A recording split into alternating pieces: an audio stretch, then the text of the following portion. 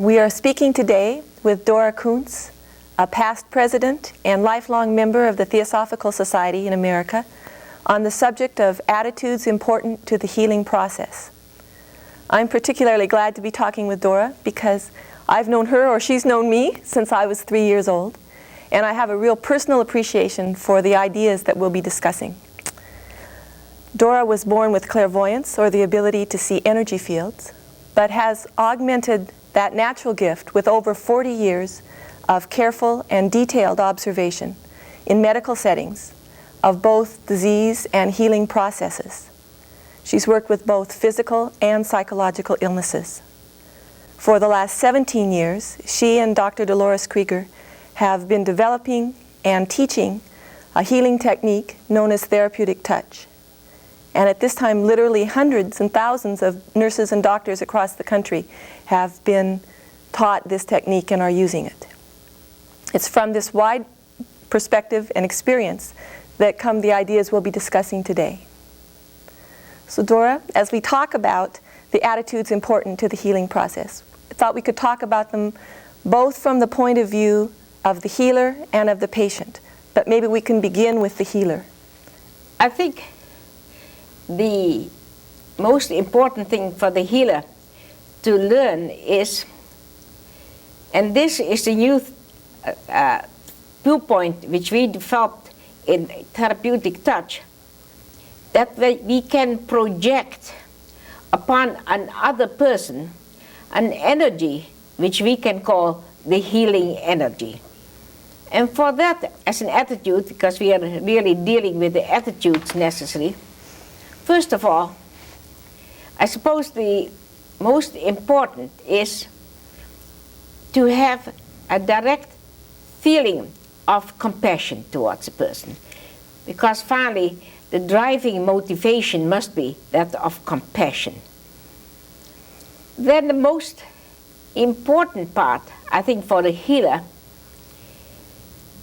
is if they are aware that they can in any way project this healing energy, is not to relate it to themselves and think of it as an ego attitude that they are better than anybody else. I think all the healers, and I've worked with many well-known healers, everyone I've ever worked with feel they are not doing personally the healing, and I'm using this word deliberately, that they are instruments of a healing energy. And thus what they learn, therefore, is not to take the successes or the failures personally. And I think this is a very important attitude for any healer to develop, because it does not relate to their own personality. I think that's the first basic thing they have. First, the compassion, and then thinking of themselves as an instrument for this healing in energy. When people are trying to learn how to do this, putting themselves aside and working as an instrument, are there things that they can do to learn how to do that?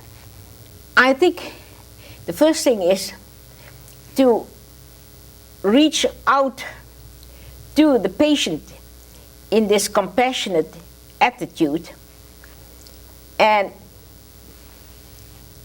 have the sensitivity and develop the intuition, in other words, on how to reach that person. And if one really is concentrating on the patient and the willingness to give, and in the background, one automatically, I think, forgets the sense of self. You teach centering at the beginning of the healing session. Is that a part of this process? In the technique which we developed as therapeutic touch, which we've really addressed mostly to nurses in the healing profession, what we feel is important for any healer, because all the healers, and I've observed many many healers in this country, is if one desires to be a healer, one has particular, if one is a nurse in a hospital, or if one is associated with a great deal of worry within themselves, if part of us is concentrated on a personal worry, a personal concentration on a personal something which bothers one, this becomes an interference with projecting that healing energy. So the one thing we have taught our nurses is this, and I think it's very important in developing this healing attitude. One should learn, and we call it centering, that just before one tries to help someone, one should deliberately, for 1 second, disassociate ourselves from whatever is a worrisome thought, withdraw one's energies to the center, which we can call the heart, and learn, first of all, by being absolutely quiet and still for a very few moments. After that, with our fundamental belief that each person has an inner self or a whole self, to associate ourselves and feel united to that sense of wholeness within ourself. And then, as it were, think in that attitude of mind, can we project a healing energy to help somebody else? I think that's what we call centering. And I think all healers I've ever met in some form, it may only take a minute, do something along this line. So in other words, it's a radical change of attitude, this centering. And I think it's a very important asset to learn this as a healer. Let me say this. I worked with many very well-known healers in the United States. And when Loris and I got this idea that we could teach it to others, we thought of nurses, they all said it was impossible. Yeah. Because what they all told me was they felt this was a divine gift almost to them, and that it wasn't possible to teach other people. And I said no, I didn't agree. And that I thought that we could develop a technique with most people, I will not say everybody, can learn to use in some form. And so we had our first healing workshop for nurses in which we worked out this technique. Okay, so people work on being an instrument, have the attitude of being an instrument. They work on centering themselves. Then they try to get in touch with the wholeness in themselves. That's very important. And then they project that out to the patient? Is that a part? What they project out the patient is really that they should be an instrument for that healing energy, and they project that healing energy upon the patient. And what we teach, I mean, it's part of our teaching process, we of course see very, very, very ill people. And most people, when they see somebody, whether mentally deranged or physically very much in pain, we are taught to observe the symptoms of that illness.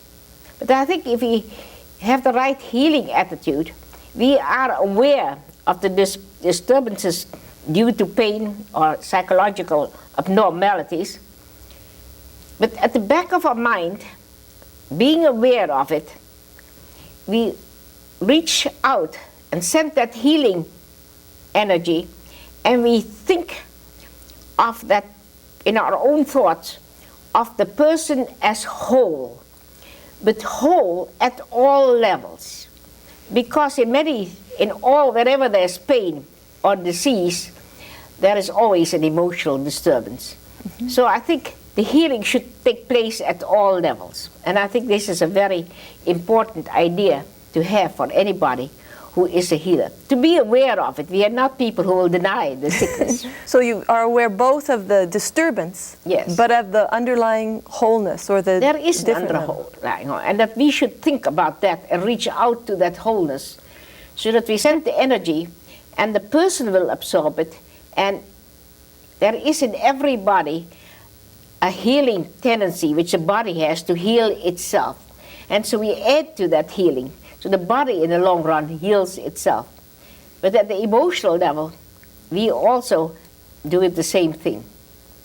And is that what you call the intentionality of the healer, to reach out to that? That's the intentionality is an important part, because we can sit sort of quiet and think of nothing. The intentionality is important from the healer, that we are reaching out to a specific individual, in other words, to try to achieve that healing for that specific individual. In therapeutic touch, you've had very good success in the reduction of pain. Is that right? I think there's been a great improvement in the reduction of pain and also of anxiety. Both reduction in pain, and sometimes, in many cases, I think people have been healed and felt very well. We deal, of course, with patients in many variety of degrees of disease. Is the use of color in projecting that a part of this? I think, because it's my ideas more than anybody else's ideas, I think certain colors are useful, but I think it's dangerous to think only of the color. I think the compassion and the wholeness are more important than the color, because some people get lost in producing color, and it's much more important to forget the color, but to emphasize the wholeness and thing. But I think with both extreme pain and when there's a great deal of emotional disturbance, and we have tried that out in many circumstances, I think projecting the colors of royal blue is very helpful in reducing both pain and anxiety in a very short time. And energy, if people are short of energy, I would think of them as with color green or yellow. The knowledge of physiology, you said that when you're working with doctors and nurses, they know that, and that helps. No, I don't think they know that fact. What they know is how the body connects with other parts of the body. Okay. And so if they think of wholeness, they unconsciously have the picture of wholeness in their mind. Am I making that clear? And it's helpful for them because unconsciously, I think, they will direct the energies into it. I don't think that's at all necessary. It's easier, let me say that. Most people don't know much about physiology. And they can still be good healers course. and effective healers. Yes, certainly. It's helpful. Could you talk a little bit about the difference between working in a group and working individually? In a group meditation, it's a very difficult question to answer, because if you think of working of a group of people who are projecting healing energy to a person or to a larger section, there is a very close community established. Some groups, of course, we build up the unity of the group, and this, I think, strengthens their ability to project. Mm-hmm. And then they treat people individually. I mean, this is what we do in our different camps. And but the meditation of people being together, I think, builds a reservoir of this energy. So beginning as a group, I think, is very helpful. Okay, we've been talking so far about the attitudes of the healer. Now maybe we can go to the attitudes of the patient. What is it that you think is important for them to have? I think the important part is, of course, when we have our workshops, the patient comes to us, and anybody who comes to us is really open, right, for help and being helped. I think the attitude of the patient is very important. First of all, it should be an open-mindedness, and just for a treatment, I think there's not so much wanted as just being completely relaxed and an opening attitude of it. But really, for a patient to be healed,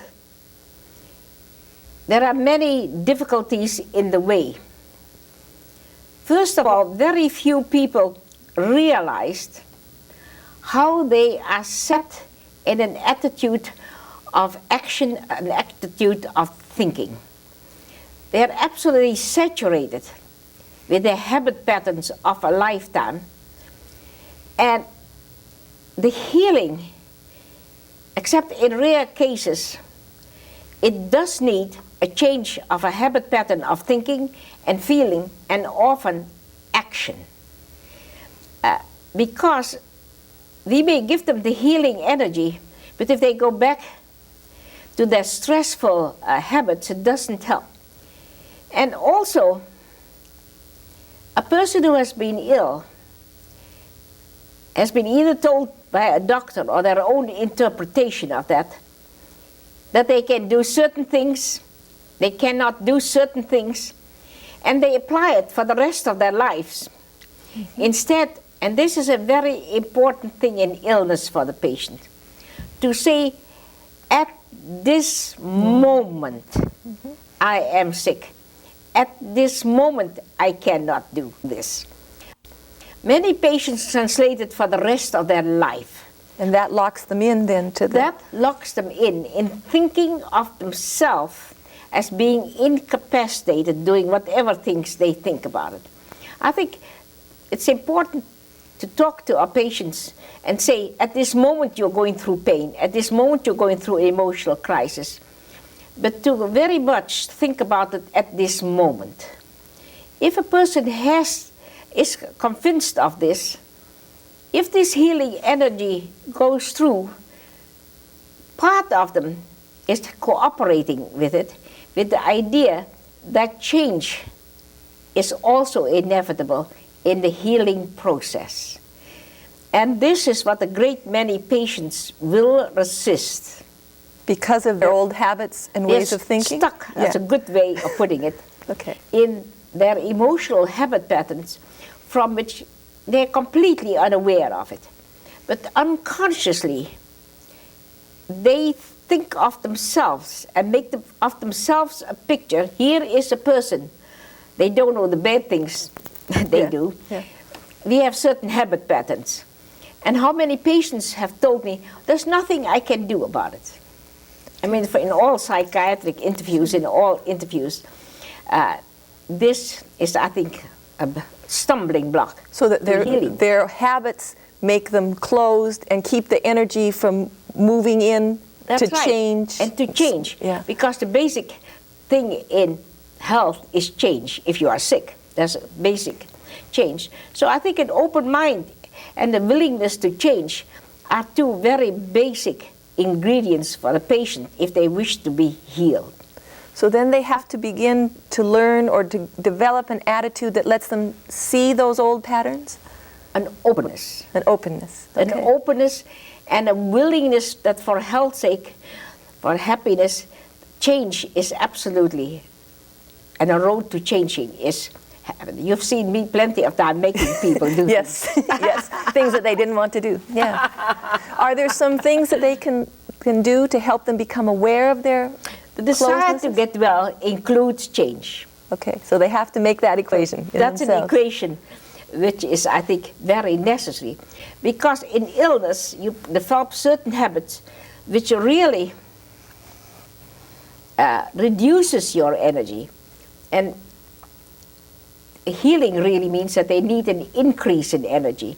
And the healing and the therapeutic touch or any other things increases that. But if they keep their bad habit patterns, all that energy will disappear in the old habit pattern because they don't think of themselves as being well and strong. And so that something like visualization might be helpful, but only after they've seen the old pattern and have had an openness to change? I think the visualization can be a very important thing. Because if they become aware, I'll put it fairly strongly,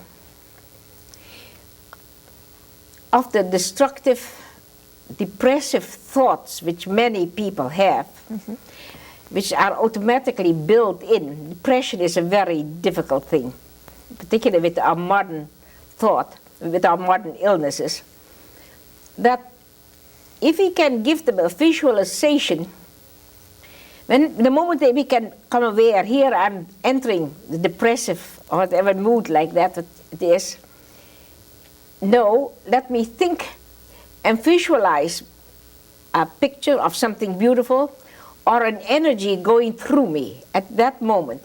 Then you beginning to break the pattern of coming into a depressive pattern. A depressive pattern is extremely difficult to work with and isn't conducive to healing because it reduces the energy.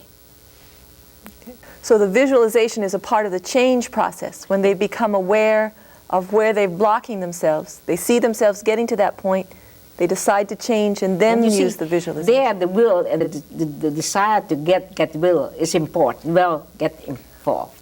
So before you will do it, you have to have the desire to get well. The desire to get well. It takes discipline. And hard work. And hard work. Yeah. But I think it has marvelous results. It really does. Because we are usually not aware of how our emotions are constantly acting in a depressive way or in a negative way. Are there any other attitudes for the patient that you can think of that are important? I think what we have found in our healing workshops,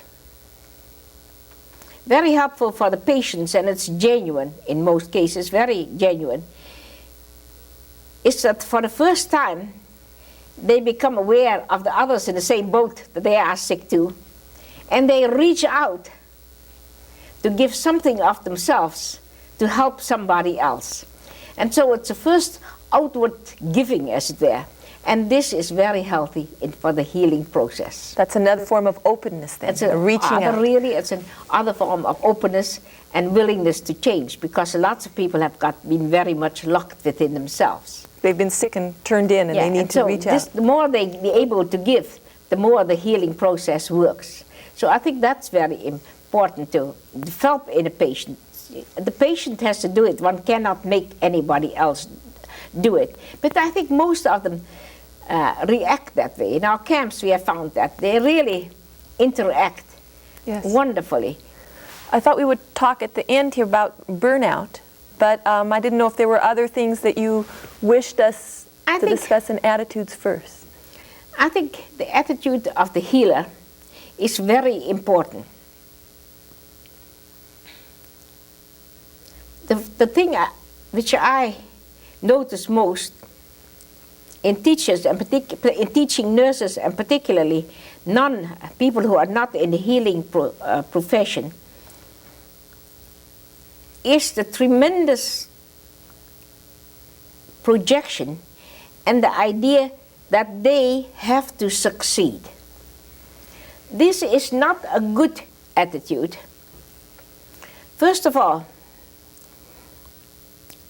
what I say to every nurse whom I teach is, the outcome is not in our hands. And lay people find this very difficult to accept. I think the nurses understand much better than because when people feel compassion, they want to help and they want to see results. The disease process much more. And they know what the disease process has to overcome. Now, the moment you have that sense that you want to succeed, you really have an ego association. You're not thinking of yourself as an instrument. You say, I am forcing this person to do this. Am I making this clear?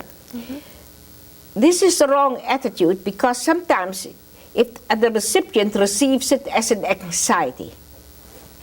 And a lot of lay people, when they start to try to heal somebody, they do have that, and they feel that their success depends upon projecting a drive, and not on the first thing I said, to very quietly think of the person as whole, and whatever they do, to do it very quietly and rhythmically. One has to think projecting quietness with the healing. The wholeness, the body will do the healing, remember that. Okay. And also not to be jerky in whatever movement if one uses one's hands, because it depends a great deal on doing it in a rhythm. That means that oneself is in a rhythm. And those quieting ideas for the lay people are, I think, extremely important to learn. If you've got it really. If you've got that sense, I think you're likely to be a good healer. But those are very important when you begin. You said you're doing work with burnout studies, helping people to take care of themselves so they can continue to be healers. What kinds of things could you say about that? Of course, burnout partly is tremendous involvement. Here again, I think the thing to learn out at any time is sometimes we become sensitive to the pain of people, and if we become too sensitive to that, that drains our energy. So I think the centering, just being quiet for a moment and then going out, is a natural protection against burnout. Because the moment you, for 1 minute even, center your energy at a different level of consciousness, which is what we are doing, from just the empathy and the giving out, at that moment, one gathers a lot of fresh energy within one. And as it comes from a higher level, it prevents the burnout. Because we get too much involved. But just the change of focus and doing it and then going out produces quietness within oneself. One has cut off any relationship from one patient before one goes to the next patient. And it's like you make a fresh start from patient to patient. That moment of quietness is incredibly valuable because it would renew one's energy. It's not easy, if you don't do it, to be strained by going out to a person and unconsciously picking up other people's sensations of pain. And then you go to the next one, and by the next 3 ones, you're exhausted. Almost like teaching the healer to have an at this moment And that they have a consciousness. right to that. Yeah, that they take just 1 moment for themselves to be quiet and calm before they Well, I think can see it anew. lots of people don't think it's their right, but I think it's their right. I mean, the nurses and the healers, whoever else, they have a right for self-preservation as much as anybody else. And I think that's something they don't think about, and even the patients don't think about it. But that they need something like that. Or healers, people who just look after sick people, whether they're nurses or not, I think, need that. And I think it builds a self-confidence in the person. Because I think you'll reach further if you aren't so tired. Well, I want to thank you very much for talking with me again. Some of these ideas we've talked about before, but every time I hear them, there's a newness. So I appreciate that very much. Thank you. Thank you very much.